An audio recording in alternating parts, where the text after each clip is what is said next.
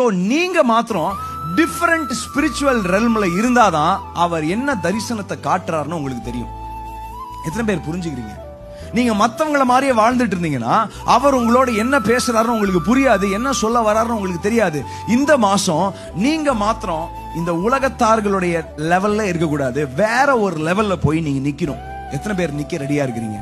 வசனம் சொல்லிக்கிறது நீங்க ஏற்கனவே அவரோட கூட உன்னதத்துல இருக்கிறீங்க, ஏற்கனவே நீங்க வேற லெவல்ல தான் இருக்கிறீங்க. அந்த அவேர்னஸ்ல நீங்களும் நானும் வாழ்ந்தா போதும். இந்த கால வேளையில ஸ்டாண்ட் ஆன் த வாட்ச், நீங்க காவலிலே தரித்திருந்து. செகண்ட் வந்து பொசிஷன் யோர் செல்ஃப். நீங்க நிக்கிறது மாத்திரம் இல்ல, நீங்க பொசிஷன் பண்ணிரணும். என்ன பொசிஷன்னா அரணிலே நிலை கொண்டிருக்கிறது. அரணிலே நிலை கொண்டிருக்கிறதுனா எதிரிகள் வராம ஒரு பெரிய தடையா இருக்கு, அதுதான் உங்களுடைய பலனா இருக்கு, பாதுகாப்பா இருக்கு. அந்த இடத்துல நீங்க நிலை கொண்டிருக்கணுமா? நம்மளுடைய கோட்டை யாரு?